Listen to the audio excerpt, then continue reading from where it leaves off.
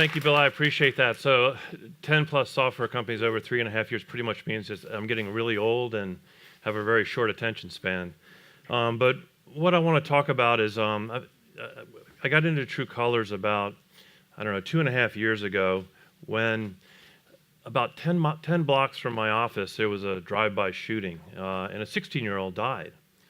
And I live in a gated community, had no idea there were gangs even in my city.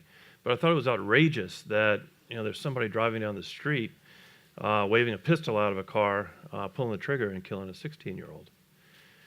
And so I reached out to our district attorney. I'm like, man, I don't get this. I want to meet who's top gangster in town because I want to talk to him and find out what in the world is going on in your mind that you think this is a good idea.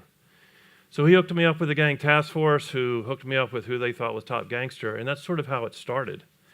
And we spent the next year and a half or more time I spent just sort of hanging out, getting to know the gangs, trying to build trust, trying to gain an understanding for how the gangs worked and what was driving the violence.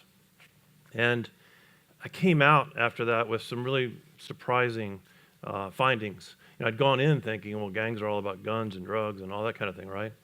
I came out with three really important things, which was what sort of led us on the trajectory that we're currently on with True Colors. First, believe it or not, gangs are probably much more akin to a college fraternity than they are the mafia or some sort of organized crime group. It sounds absurd, but gangs have like written mission and vision statements just like all of our companies do. And they talk about things like loyalty and brotherhood and community and knowledge and stuff like that. Again, it sounds absurd when you see what you see in the news about some of these gangs, but it's very, very true. Second, most gang members don't commit crime regularly anyway. My estimate from what I've seen, and I've been around the country talking to gang members, is depending on the city we're talking about, anywhere from maybe 20 to 35% of gang members are involved in crime. The rest of them are in our high schools, working at fast food, working in the supermarkets, or not working at all. And then lastly, and this was really important to me, I had this idea that there was some kingpin out in Compton that was like pushing all the drugs down into the gangs, and they were heavily invested in the drug trade. And if that were true, then I didn't really see any opportunity to do a whole lot with it because there's too much money and conflict involved in that. But what I found actually was that that's not true at all. That as a gang member, you choose whether you're going to sell drugs, and it's purely an economic issue.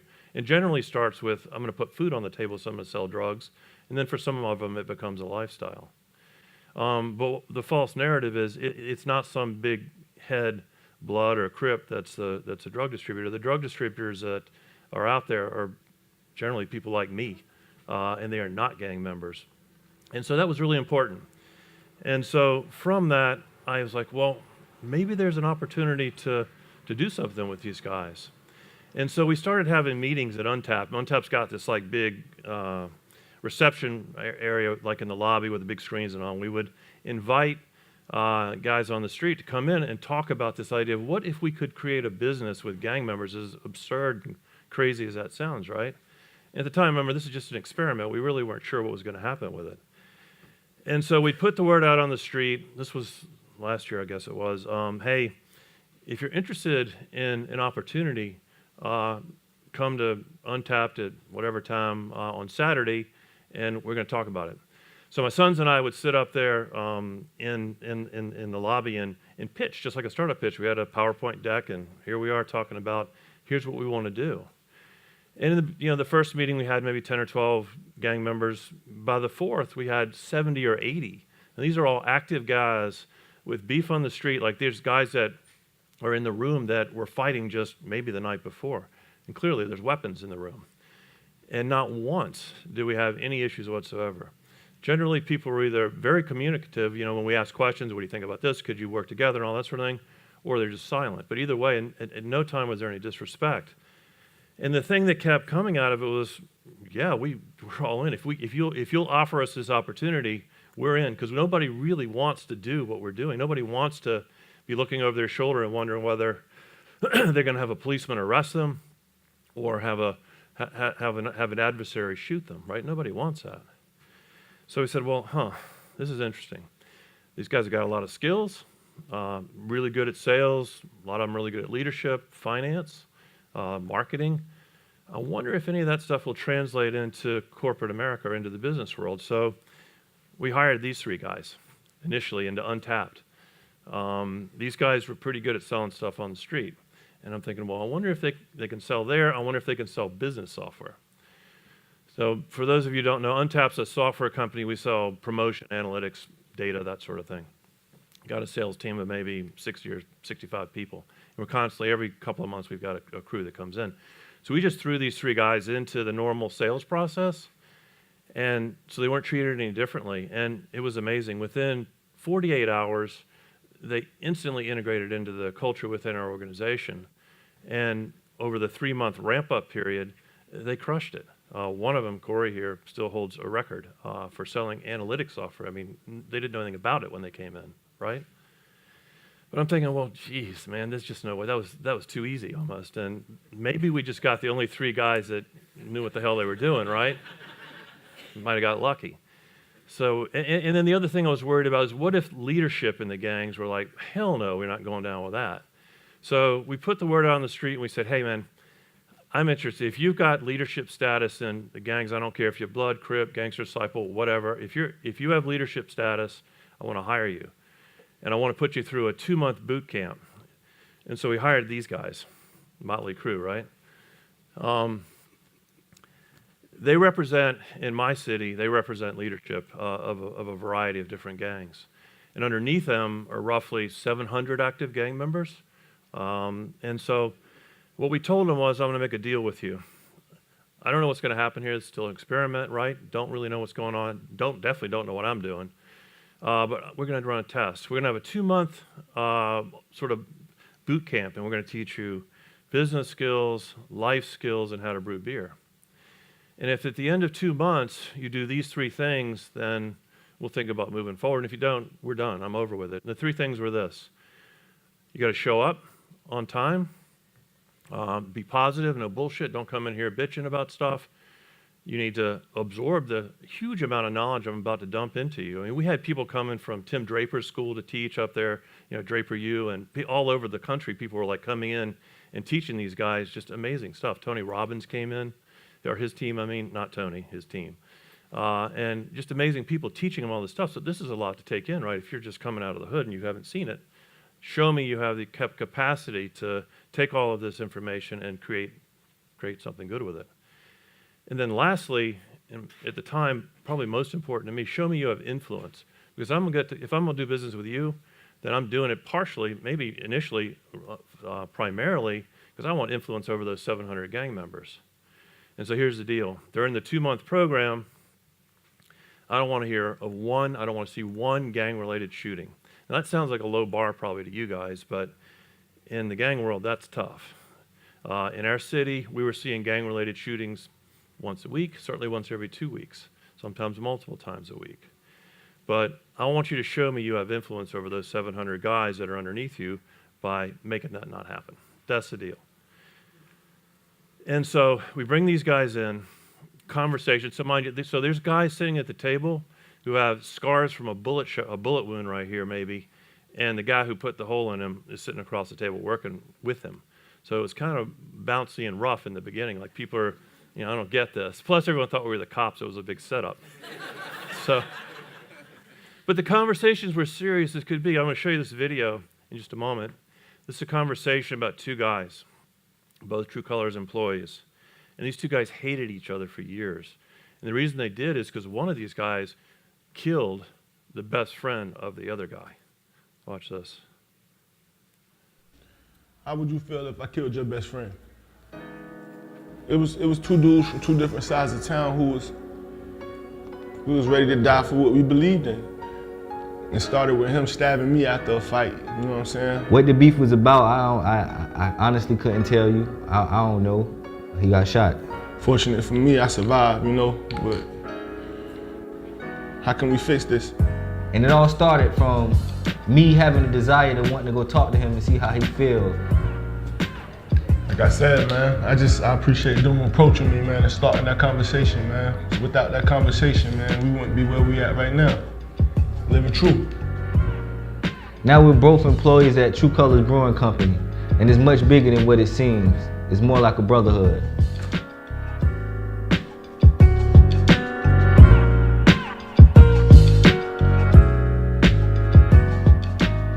So, that story you'll hear, like with True Colors, like one of the key sort of foundational pieces of what we believe is that starting a conversation can begin to fix all of this stuff, right?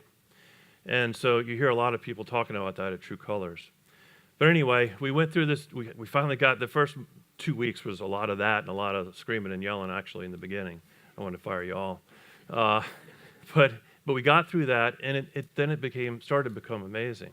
And so here's sort of the way the day goes down with this. We were pretty regimented about it. It started early in the morning. 8 o'clock, they had to be at the gym, and we had this big burly dude named Josh, who was an Olympic weightlifter, beat the crap out of him every morning from 8 to 10 o'clock. Really, really difficult workout.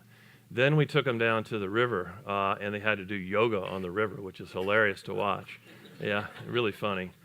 But every day, right? And then the afternoons were full of classroom. As I said, it's business skills, life skills, beer, all kinds of challenges, conflict, all of that sort of thing. And at the end of the deal, remarkably, those three things that I asked for happened. They did show up. They were positive, set aside the first week. They did soak in the knowledge. They did learn. They did deliver on a number of things that we asked. And there wasn't one gang shooting during that period of time, not one. And the most remarkable thing with that issue is not only was there not a gang shooting last year from July, we started this sometime end of the summer, I guess, for 2 months, but at the end of last year in December, there'd only been one, and to date, there's only been two. Now, that's like a 90% reduction in gang violence in our city, and the police and our government officials will acknowledge it. And it's all because all of a sudden, like, I thought I hated you, never even talked to you, get to know you, and all of a sudden, holy shit, you're not the guy I thought you were. And then these leaders and the rest of our employees take that back out into the street and push it down into their gangs. And so it does begin to have that effect. I'm just going to go through this quickly. I like this a lot because after the end of it, there's an initiation for True Colors, right? Just like a gang initiation. We push them out of a plane. And it's awesome because my team generally, with the exception of a couple of you guys, I guess the ones that are here, most of them can say that they have taken off in a plane but actually never landed because we pushed them out. And it's the only time they've ever been on a plane.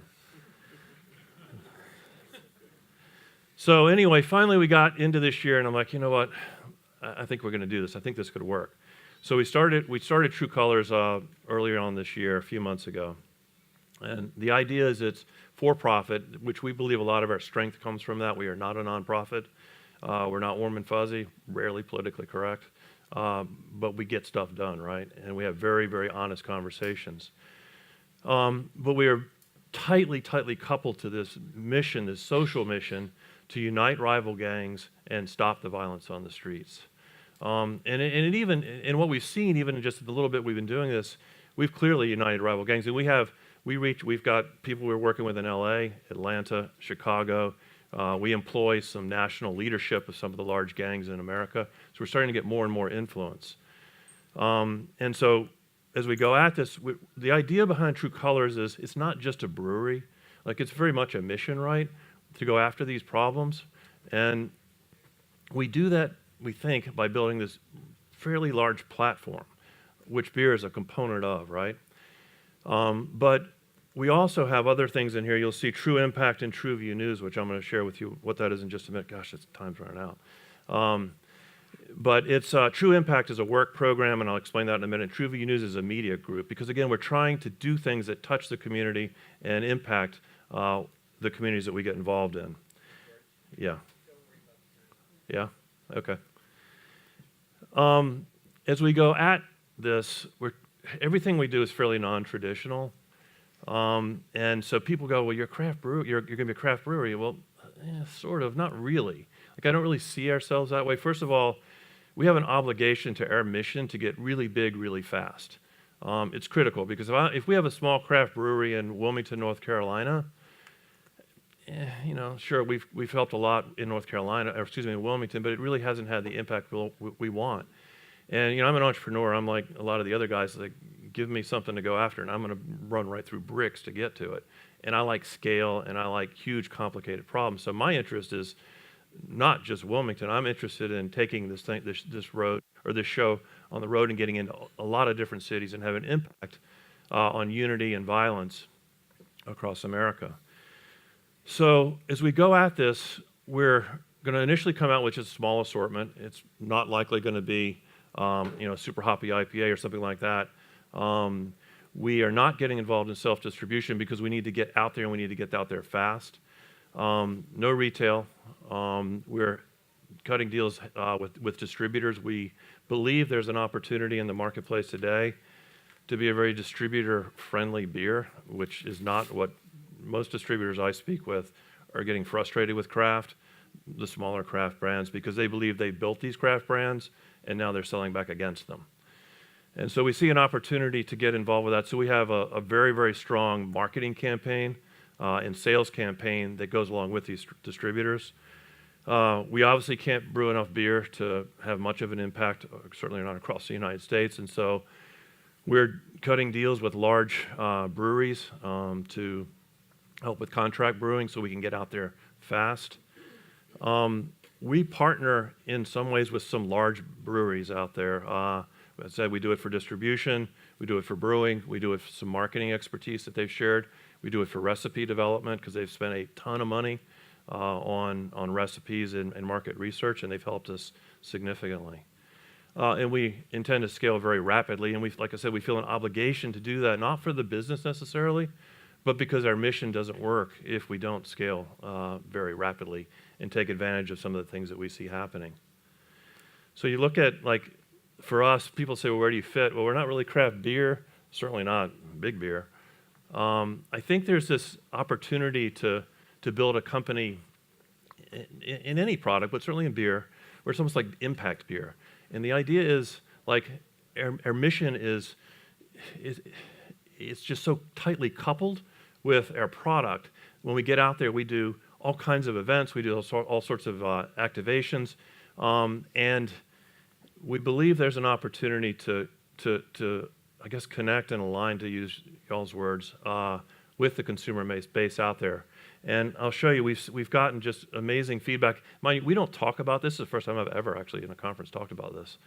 And we turn down media constantly because we're not quite ready. We won't launch until the first part of next year. But you can see some of our beers. We believe that the strength, I mean, no surprise, the strength of our brand is our story. And our beers talk about things that are important to us, like the conversation, like the initiation, the neighborhood area. All of these beers have stories behind them, and they have on the label things that are provocative. They want to get you to talk about difficult issues like race, like violence, like drugs. And so the whole idea is to get that conversation going. On the mission side, I talked to you briefly about, we have this thing called True Impact, and then we have True Media and True News. On the left, we have True Impact, which is kind of like a work program, and it's really, really important to us because what we do is we hire active gang members. And mind you, I don't know if I was clear on this, but all of our guys have to stay in the gang. That's their deal. Like, you aren't allowed to back out of the gang. I know Greg Boyle, that they were talking about earlier, is a friend of mine at Homeboy. And he takes the opposite approach, but he also has a different goal in mind. Greg's goal is he's trying to keep people from going back to jail, right? We're going after the violence. That's really my main issue, is unity and violence. And so it's a different market. He's working with a different clientele. His guys are 35 generally to 50. My guys are 18 to 30, and they still think they're brilliant. And so it's an entirely different market. So we hire these guys in, and we put them through a 2-month onboarding program, similar to what we did last year with the original leadership team. And we prepare them to work in other organizations. And this is super important for a handful of reasons. One, it means all of a sudden I can hire a whole bunch more people than I could in the brewery. so I can give jobs and work to these active gang members. And two, they then go back out into these other organizations and they're successful. And these guys are like, holy shit, I had no idea that a gang member was like this. I thought you guys were all guns and drugs. And we started this program at the very end of last year. And today in our city, we've got about 25 or so people that are actively working successfully at other companies. It could be manufacturing, software, construction, landscaping, a whole wide variety, welding, a variety of things that they do. Now, the really cool part about this is we think that we're constantly trying to refine this and get it right.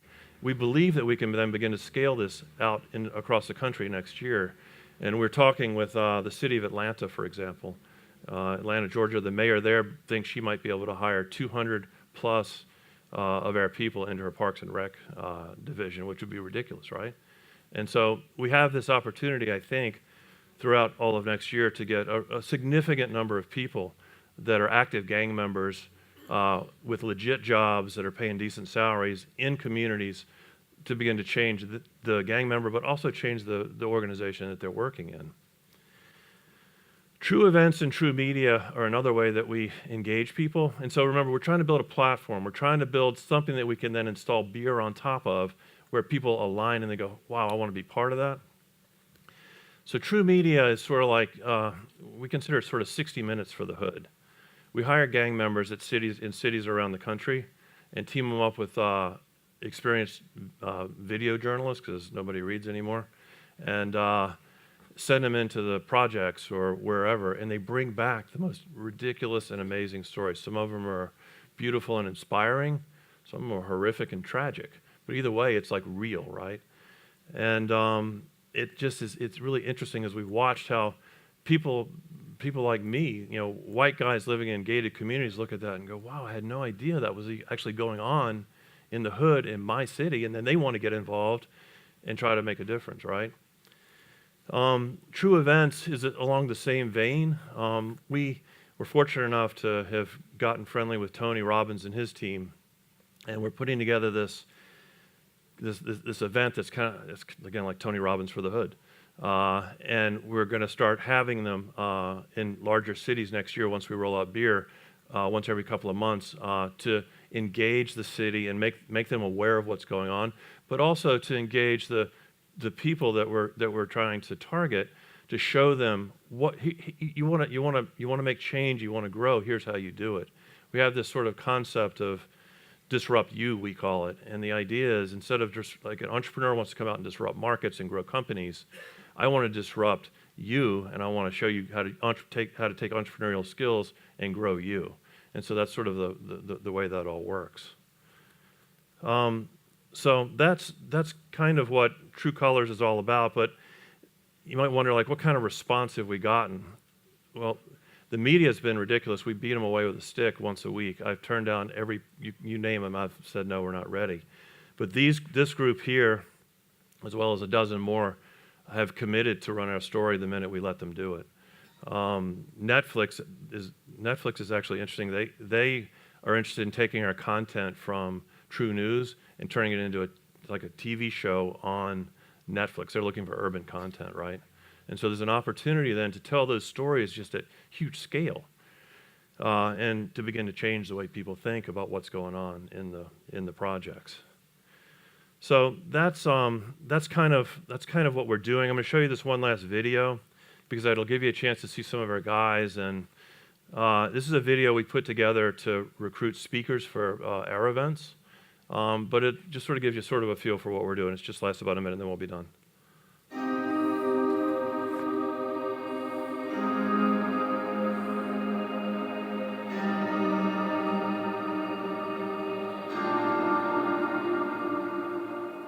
Not all of us got the same start.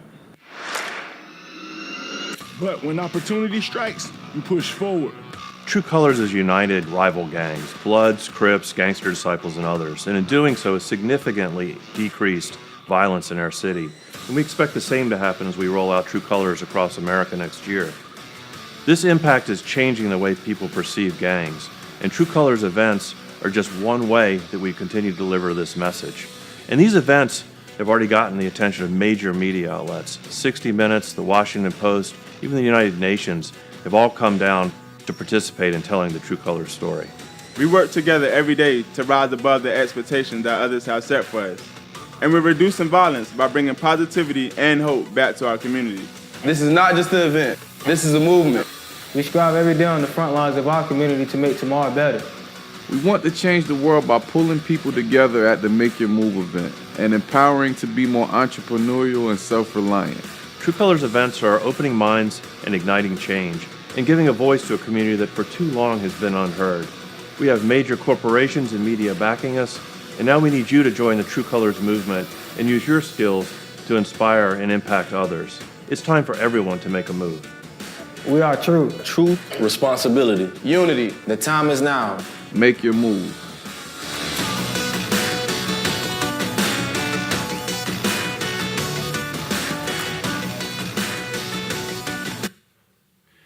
So that's True Colors. I ran way over, apologies, but any questions? I didn't, I just did it myself. I didn't ask him.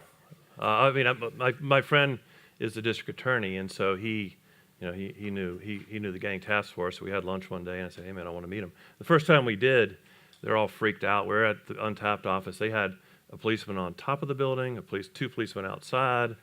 It was way overblown. It was really not like that. But after that, I just did it on my own. So unity,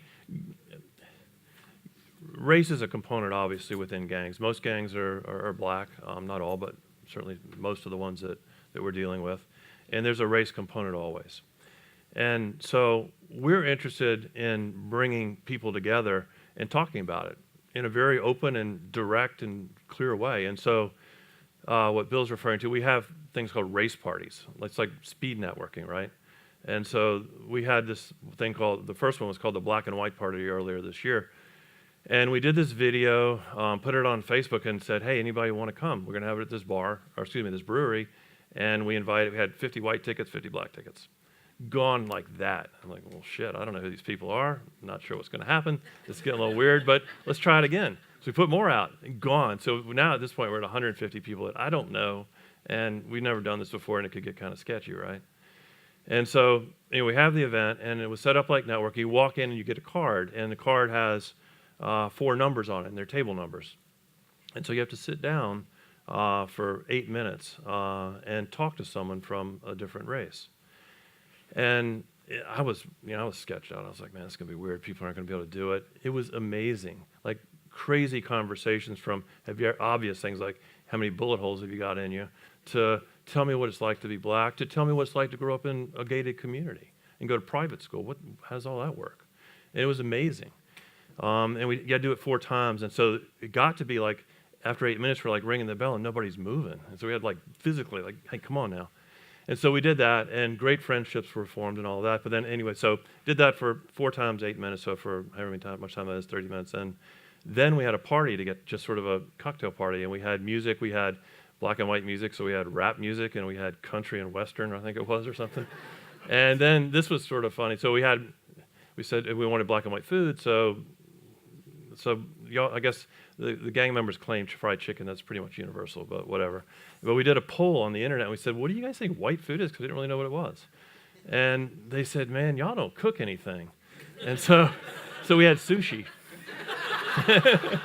And then for dessert, we had black and white cookies and Oreos. And it was awesome. It was just awesome. And so we're going to grow these things bigger and bigger and see what happens. But the most important part is like, all of a sudden, like all the weirdness breaks down because you're not being weird about it. It's like you're almost laughing at it, right? It's like it's silly. we don't know each other. It's just silly. So we're very interested in doing these sorts of, it's one of the types of events we want to do in other cities across the country.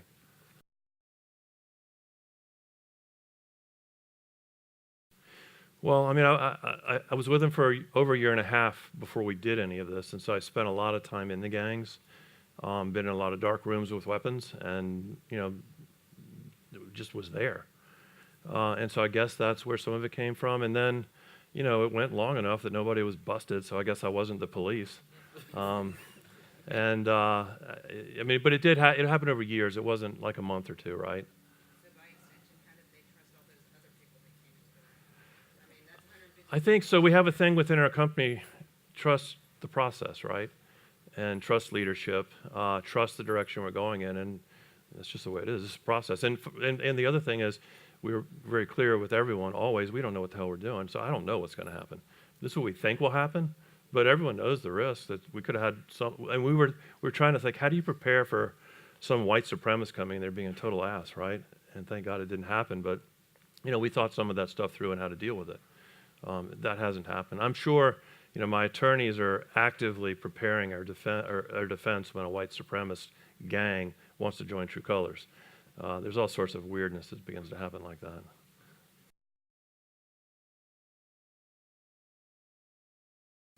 Yeah, with just closing the knowledge gap, he's been really patient, even though we've been pushing performance. But I mean, just the growth and stability. We have classes that we go through for financial growth, financial stability, and also being, really into, standing on what we believe in as a father. Most of us didn't grow up with a father. So we want to make sure that, we're going forward with, stable transportation, stable relationships, stable housing. Those are, 3 things that we really believe in as a company. So it's had a huge impact on our lives in a positive way. What I wanted to touch on is as far as like, how did we trust George so quickly and rapidly? Well, I've been with the business for about 10 months now. I'm the director of sales. I went through Untapped, so forth and on, Monteith. So how did I really get to trust George was the fact that he's a genuine person. You could go to him, talk to him, have a conversation. He's not someone that is just like the CEO of the company. He's like a friend, So it's like it's easy to trust a friend opposing to trusting the outsider. So that's really how I get to trust him so fast and have so much trust in him now. It's like I trust him, It's like, jump out the plane. All right, okay, let's jump out then. Yeah, so that's what I had to touch on. Full disclosure, I'm the only one that has not jumped out the plane. I can add on to what the guy said. He's just genuine, and he's more of a friend. And I was one of the guys that was like, there's some police stuff right here. We all going down. But then I got into it, and the things that they were teaching us was like, wow, like credit, financial stability.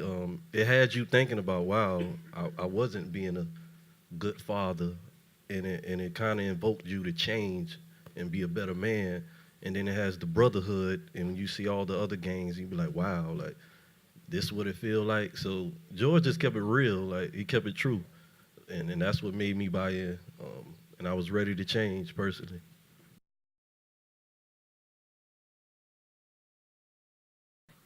Me personally, when I talk to the brothers in my set, I tell them about all the things that we can accomplish and how the True Colors pushes us to our true potential. Like things I never even knew I can do marketing, and I start reading the books and I say, wow, like I didn't even go to college, so I take that back to them and I let them know that, man, the possibilities are limitless. If we can get out of this situation, we have to change the way we think, and we have a responsibility to change the community. We can't wait for anybody to come and help us. We have to take a stand and change as people. And that was just my take. You want one from me as well? Yeah. Well, from my standpoint, it's like a lot of people isn't skeptical as much now, because I was one of those that I was telling everybody, like, y'all got to be crazy, like you got to be crazy to go. Of course, you gonna get locked up, So it was like, it's like it's not skeptical no more because it's like you could see it now. Like you could see the change. Like we did a lot of community cleanups. Like you would see different people from different gangs. They all cleaning up one neighborhood. We'll go to this neighborhood, then we'll go to this neighborhood and this neighborhood. So it's like the community is seeing what we got going on. It's like they see it, and once like someone said it earlier, if you see it, you go believe it. So it was like now everybody believe it. Whenever we recruited members to join True Colors, we went after influence over the city. And as far as that influence in the city, we are very influential people in the community and in our city. So when it comes to the kids, when we were out there doing, the bad things, they were following us with that. So whenever we got the opportunity to change our lives, they're following us with that. So all it really took was something to change that direction. And you know, us, what we've learned and some of the things I talked about earlier, we're spreading that knowledge so that they can catch on and learn it as well. So when you choose cities for something like this, it's sort of like what we look for is leadership, and it sounds silly, right? But I look for strong gang leadership. Some cities don't have, like Chicago's a good example, in my opinion, doesn't have very good leadership within the gangs, which is why you see a lot of the things happening there that you do. Atlanta has excellent leadership, and so do a number of cities. And actually, I think Chicago's coming around. Obviously, we'd love to have a shot at the massively complicated problem in Chicago. We'll see. But anyway, so when you have good leadership in a city like Atlanta, it's actually quite easy because it's all contained by that leadership. I can talk to 12 people that control all of it, and if I can get on the same page with them, then they're going to make sure all those other guys are on the same page with us, and it works that way.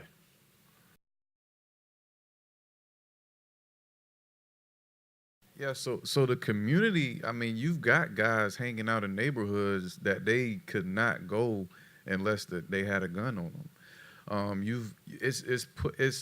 It's helping the whole community socialize. I mean, when we talk about two things, you know, with the block and communication, like the Black and White Party, you start to form things in your mind about that person and you're against them. So the more we socialize as a company and the more that we're together, the community takes, you know, the same form and shape. So we've seen a lot of that, and that helps the violence go down as well because, you know, if something happens in the neighborhood and those are my guys, then I can talk to the head guy who works with me at True Colors and we can get an understanding before it blows out of proportion. So to your point too, like, you know, so our goal is not to dismantle gangs at all. Actually, it's quite the opposite. And like the trajectory that we're on, and we've got a long ways to go, is to flip the whole thing upside down. So we're looking at starting next year a Bloods and Crips entrepreneurial center in downtown. And so the idea, and I don't know if we'll ever get there, but the idea is that the Bloods or Crips or GD or whatever becomes an important component within that community, providing a lot of good things. And so, you know, what we want to see people doing is getting involved with True Colors, getting involved in what we're offering, getting involved in what a lot of other organizations in cities around the country are offering to figure out how to get up out of the situation that many of these people are in. And honestly, it's about hope and about belief, right? It's like you have to believe that you can be what it is we're telling you can be. I mean, I can show you all the facts in the world, but if you don't believe it, it really doesn't make any difference, right? And so a lot of what we do is just teaching people what is possible, and here's the resources to make it happen, and then trying to get them to believe. And as Corey said, I think they're the best demonstration because they were there, now they're way over here. And so people, it's much easier to believe now that you can feel it and touch it. We do, well, so, we do have female employees. We have 3 people that are not gang members, I think, something like that. So we don't hire, sometimes you have to hire certain skill sets that are not necessarily going to be gang. And there are gangs that have women, and we're very much interested in hiring women.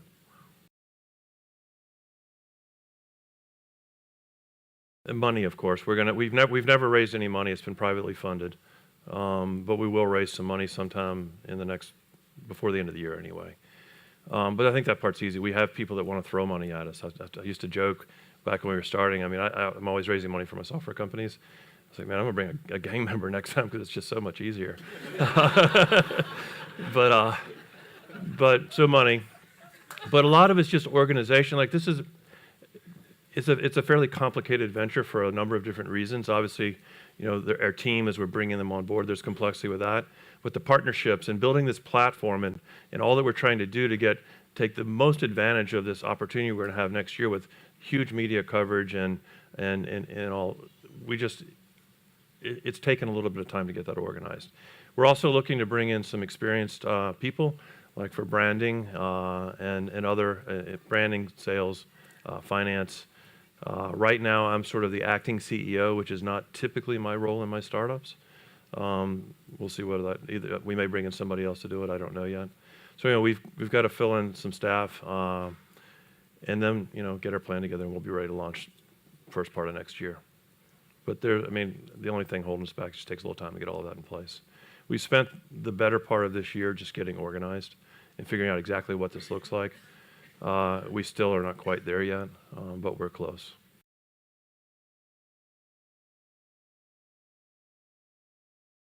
So one of the things we're trying to do with those distributors is take advantage of them and have them hire some of our some of our people in through that impact program. And so we do want them very much to be part of the story, because that's an important one. It's important that if they're going to sign on with us, that's very, very important to us. And then, that we're talking to them also about how we can help support them. D'Angelo said he leads our sales team. He did. D'Angelo's been working at Untapped in the sales program for the past several months to get skilled at how to do that. So we'll have a sales team that supports our distributors. We have a huge marketing and media campaign that'll support them. And so we're trying to work all of that out and what that looks like.